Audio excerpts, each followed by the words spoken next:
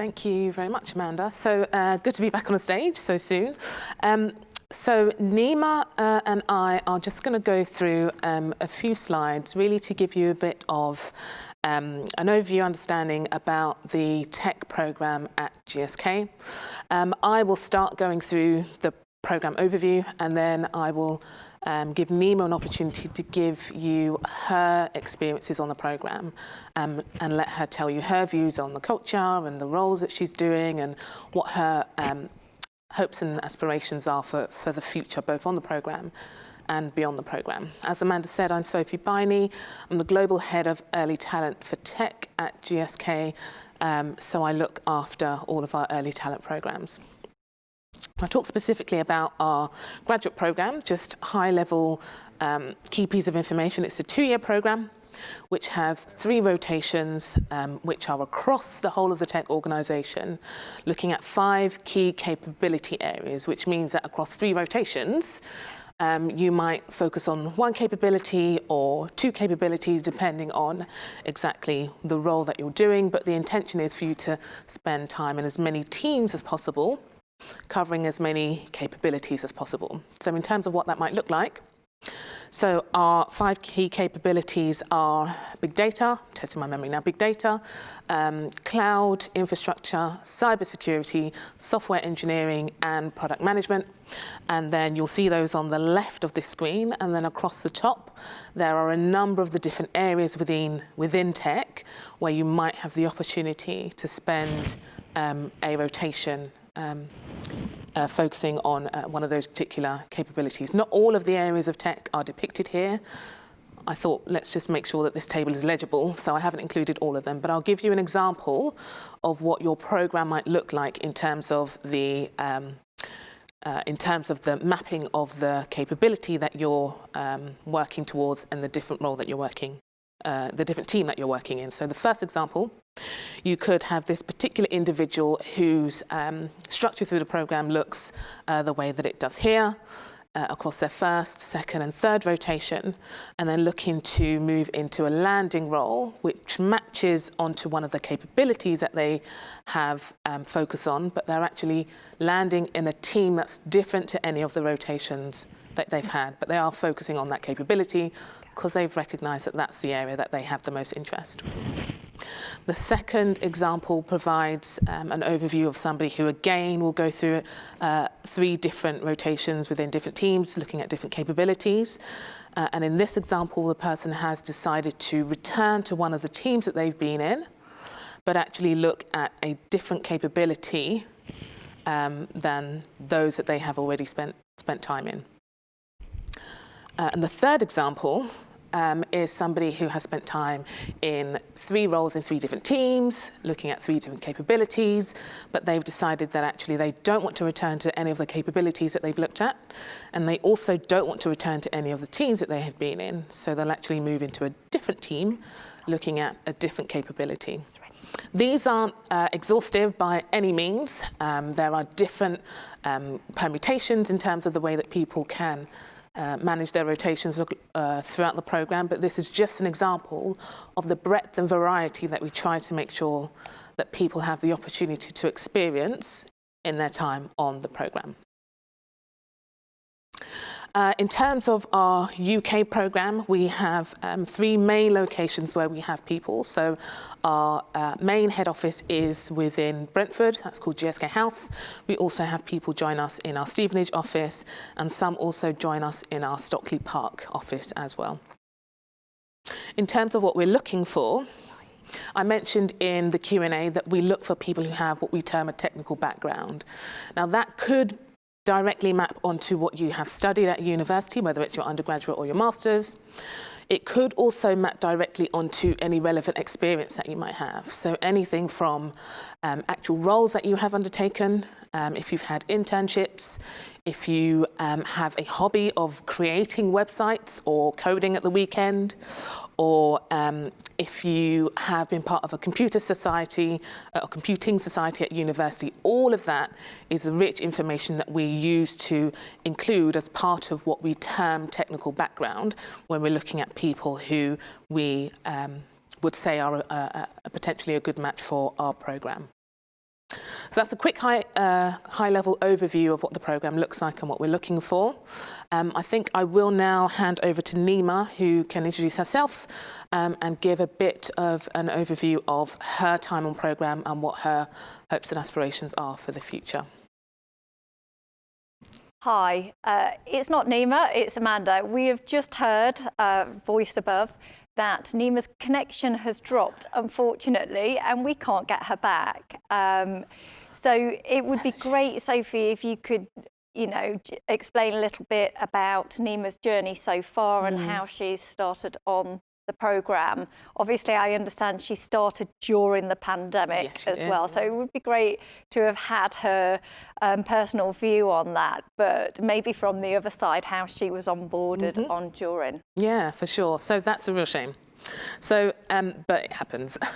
we will try and get her back if we can. Yeah. So. Yeah, brilliant. So Nima started on the graduate programme literally last month. She joined the September 2020 intake. We had 19 graduates join us globally. So that's UK, US, and Singapore. She did not do an internship with us, but actually we recruited her in our second round of applications in 2020. So she actually had her assessment centre with us in early June. So we were already on lockdown once she'd come through to that stage of the application process. She was one of the strongest candidates on the day. I had the great pleasure of calling her to make her an offer, and she very quickly accepted, which was great. So from that point forward, we had various communications with all of the grads about any pre-learning and prep they needed to do, kept in contact with them about our plans in terms of which role we wanted them to join. I then, once they were all aligned to their different teams and their roles, we then connected them so that they could have contact with their managers and their teams way ahead of actually joining the induction. We then had the recruitment team speaking with them and communicating with them to go through all of the onboarding process, providing all of the documentation that they needed, which was fun but hectic at times. And then myself and Dave, who works for me supporting specifically in the US, we created a week-long induction for them all, which enabled them to meet with each other as much as they possibly could virtually, and also meet with various people within the organisation. So they had initially an overview of GSK as an overall organisation. So who are we? What do we do? What's our mission? How are we organised as a company? We then focused in on tech. Likewise, how do we do what we do? What's our mission as a tech part of the organisation? And then we had sessions focusing on those 5 key capabilities that I mentioned. So the big data, cloud computing, cybersecurity, product management and software engineering. And then gave them a number of soft skill sessions as well. So talked through the way that they would manage their ability to network, bearing in mind they were moving into the organisation during a time where they wouldn't exactly be able to bump into people at the water cooler or the coffee shop. Gave them sessions on managing their mental health and making sure that they were aware of where there was support that they could reach out to if and when they needed it, whilst also giving them tools to be able to manage it within themselves, whilst also enabling them to support each other as well. One of the things that I was really keen to make sure I did as much as possible was to make sure that they were able to create the feeling of being a cohort. There were 19 of them globally, as I said, and if they were in the office at the same time, it would have been much easier for them to build relationships, but actually they weren't. So I made sure that there were sessions during the days of the induction that they were able to break out and spend time with each other without me breathing over them, so to speak, and start to build those relationships, notwithstanding the fact that they weren't together. It was a jam-packed induction week, but we had some really good feedback at the end of it. Myself and Dave have built some really good, strong relationships with them as they've gone into their first rotations, and it's important for us to make sure that we continue that. So even once they had moved into their teams, I made sure that I put time in the diary with them at the end of their first week to make sure that I could connect with them, touch base with them, get an understanding of how week 1 had gone, if there were any queries, concerns, issues, questions, etc. And actually also just so that I could get a feel for how things were going. So what does your role look like? Is it what you expected, bearing in mind the communications that you had with your manager before you joined? And they were in different places for a variety of different reasons. And so I was aware that I needed to dial up or dial down the amount of contact and connection I had with them. But the intention was to make sure that they were all as comfortable as possible with the move into the organisation and onto the programme. And I'm quite sure, I might say it myself, but I'm quite sure that Nima would say that we did a good job of that. But it would be, certainly I would encourage you to reach out to her on LinkedIn and ask her the questions to get her view of it directly as well. I don't know, are there any other questions, Amanda? There are, yes. So one candidate's wanting a little bit more details on the application process at GSK. Obviously, every employer is completely different in their application processes. Some have changed how they're running now as well, so it'd be great to get a bit more details. Absolutely. So as I said during the panel, we use strengths-based assessments for our application process, so looking very much at your base level of energy and what energizes you and what does not. So what are you good at and what you enjoy doing. Our application process has a number of different stages, but they are as finely defined as possible in order for us to get out of them as much as we need to, as well as being able to give you a clearer understanding of who we are as an organisation so that we can both make the right decision when we come to the point where you are made an offer at the end. So you would initially fill out a form online which has got some basic high-level information. It's not the most complicated application form. The intention is for us to get that basic information that we need in order to be able to progress you, basically. So that's quite straightforward. You would then go through the World of GSK assessment, which gives you an opportunity to understand GSK as an organisation and also gives us an opportunity to understand how you align to our values, as well as to our values as an organisation, as well as to the tech business within GSK. You would then go through GSK Life, which gives you a bit more of an opportunity to show us who you are. So that's a video interview opportunity, so we can get a bit of a feel for your energy levels. As I've mentioned, that's what we're looking at during the strengths-based assessment. And then the final stage is our assessment centre, which is virtual. So we would have perhaps around 6, maybe 8 to 10 candidates on an assessment centre. Some are smaller, some are larger. And you would go through a number of individual exercises which are geared towards, again, giving you an understanding of the tech org and being able to get an understanding of how you would work within the organisation. Some of them are scenario-based exercises. There's interviews as well. We don't have group exercises, but during the downtime between your exercises, all of the candidates on the day are in a room together, so you do have an opportunity to speak to the other candidates who have joined the assessment centre with you. We also invite current grads who are on the programme to sit in that candidate room, that virtual candidate room, so that you have an opportunity during those downtimes between the exercises to ask some questions, get a bit more of a feel for the organisation, understand the culture, get a view on different people's experiences, etc. And the virtual assessment centre is the final stage, and we get back to people with a response within 1 week. Excellent, thank you. We have got Nima on the line. Okay. We won't be able to see her. Her connection has dropped completely where she's broadcasting from. So hopefully we'll be able to hear her. Are you there, Nima? Hi, Amanda, can you hear me? I can hear you. This is amazing. Perfect. Welcome. Thank you. Thank you guys for having me. So good to have you on the line, Nima. I don't know how much of what I have said you've heard, but just basically, you've seen the slides. I've gone over the overview of the programme. I've talked a bit about the application process, and I've tried to give a bit of an answer to a question about your experiences, but actually now's a perfect time for you to take over. So talk to us a bit about your journey, I guess, to getting on the programme, and then what it's been like so far since you joined. Okay, perfect. So I'll start with introducing myself. I'm Nima, and I joined the Tech FLP program in September. But before then, I used to study maths at the University of South Wales. And during that time, I really enjoyed working with students because I used to tutor at that time. And as a result, I became a maths teacher. So I trained to become a maths teacher. And I then did that for around 3 years in the UK as well as abroad. But then I decided I wanted a little bit of a change. What I did was I decided to study a master's at the University of Bristol in engineering maths, and that's sort of more like applied maths.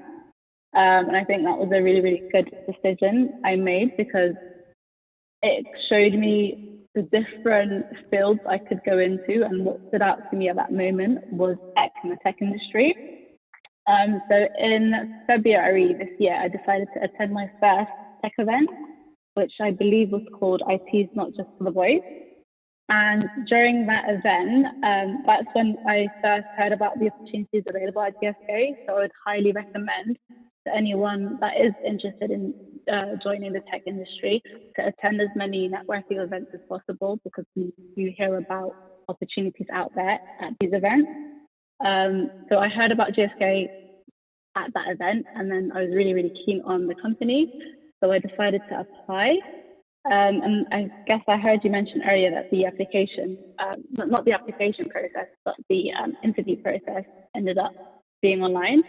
Again, that was a really good experience for me. Although it was my first online assessment day center, I found that it was very well planned, and on the day itself is very easy to be myself. And I think that that's one of the things GSK looks out for. They just want you to be yourself.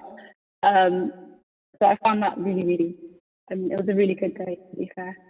And then from there, in September, I joined the team, or I joined GSK. The first week was really good. It was an induction week we had.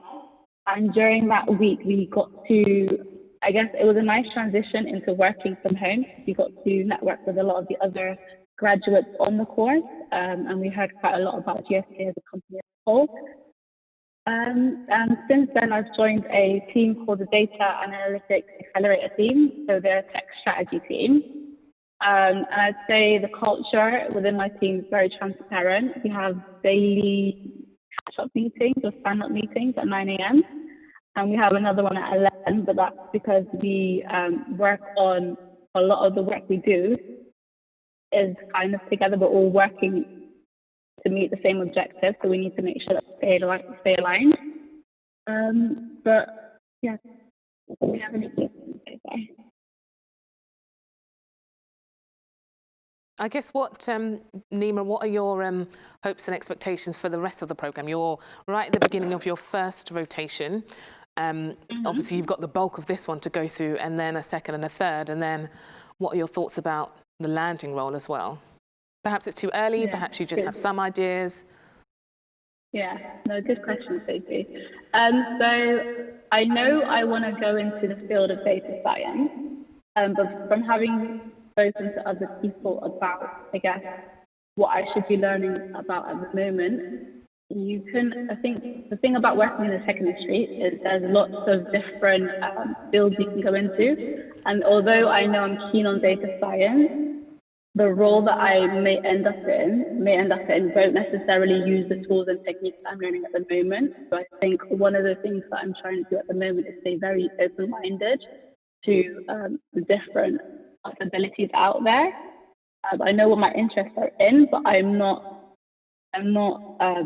don't have my blind, I'm not focusing on just data science, if that makes sense. I'm trying to stay open-minded and network as well. And even though everything is online, one thing I will mention is you have to make more of an effort, I guess a conscious effort to network, because you won't bump into people like you would regularly.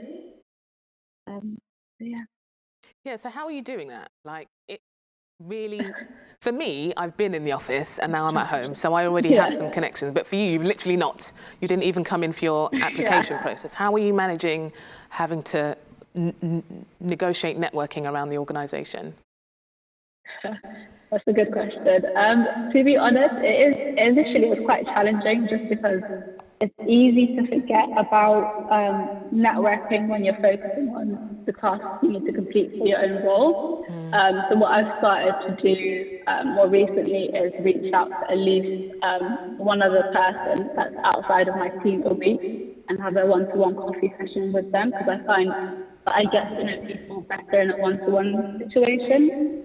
But we do have weekly SLP coffee catch-ups, which we do with all the other graduates on the tech program. I find that they really help us out just to see what everyone else is up to. Yeah, brilliant. We have a couple of questions in. So, first question, if I was to relocate for the role, is there social support at GSK to make it easier to settle in? Social support?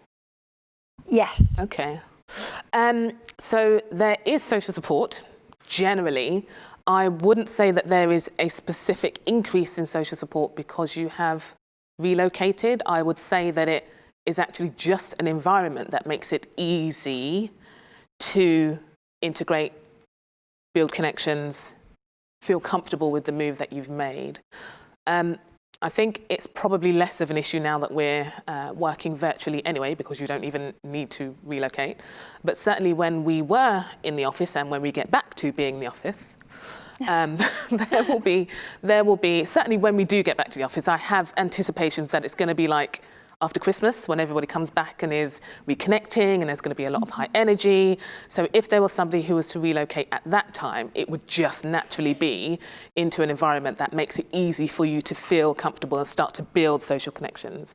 I think it's worthwhile also talking about some of the social networks that we have within the organisation.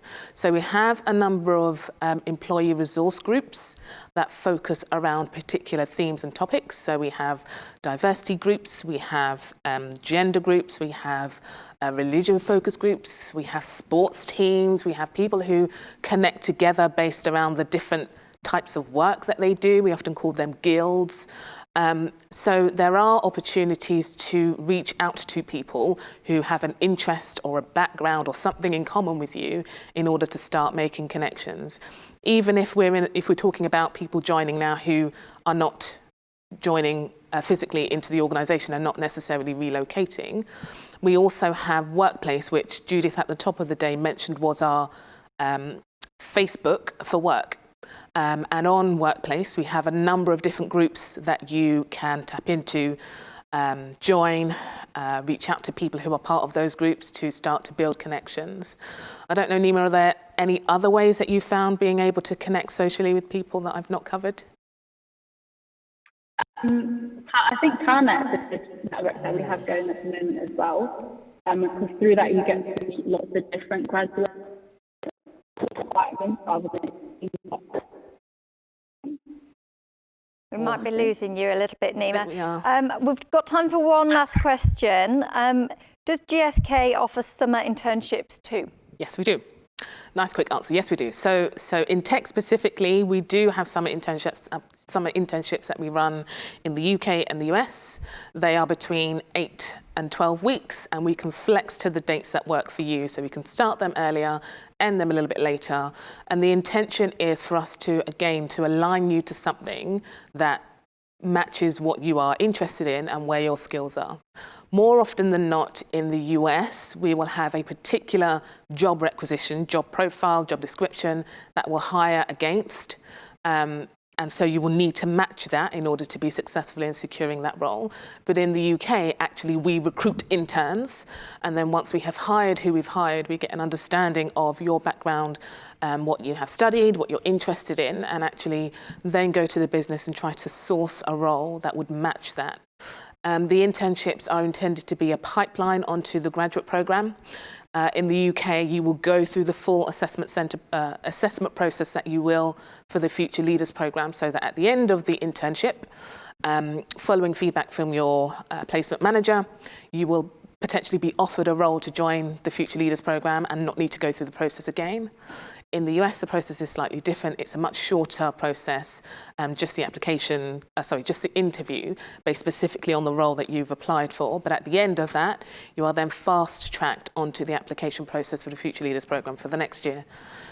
So yes, we do the internships. That's how they look, and they are intended to be a pipeline for the Future Leaders Programme for the following year.